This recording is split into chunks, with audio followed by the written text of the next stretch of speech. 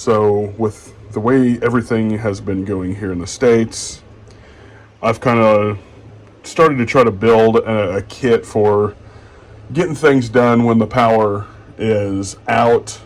Maybe it's in rolling blackouts, maybe it's permanently out due to some kind of, us having tensions with the Chi-Coms or whatever.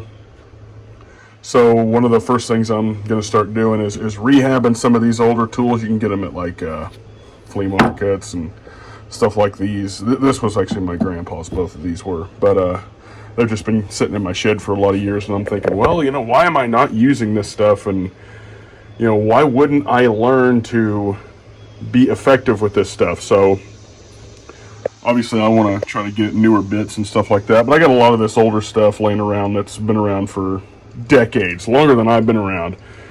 And some of it's still pretty robust. I mean, all this stuff needs touched up, but a brace and bit, I want to start doing some kydex and stuff like that and doing a little bit of different metal work.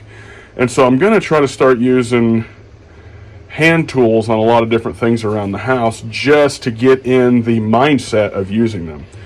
So one of the first couple of tools I'm going to start rehabbing are these two brace and bits, and start trying to use them for whether I'm drilling holes to put rivets in kydex or grommets or whatever, or just doing woodwork. I'm going to try to start getting used to using these. And at the same time, there's some other bits you can use in these to make holes, and you can obviously these are drilling holes for like lumber and stuff, but I'm talking like boring a bigger hole to do kind of like the stuff with a Scotch eye tool, where you would be I forget the term, you would be basically making wood pins to go through holes in lumber to hammer them together. So that's kind of the I don't know why I'm blanking on the term, but different things like that. They're usable for bushcraft. They're usable for doing things around the house. This is what I'm talking about, where you can kind of bore a bigger size hole to either run rope through or whatever.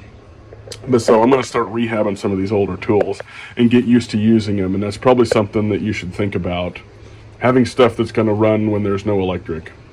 Your Black & Decker, if there's no electric, is basically going to be used to hold a tarp down over some wood you're keeping in the yard, because it's not going to be worth anything else. So be thinking about that, and your philosophy on how to get things done going forward if there's no electric. So that's my thing. Converting to non-electric tools is kind of a goal of mine in a lot of ways. Now, I'll never fully make that goal while the power's on. I'll probably end up using belt sanders and all that crap like always, but you need to have a backup, and you need to have ways to be able to do the things that you want to do, and especially the things that are necessary if there's no electric.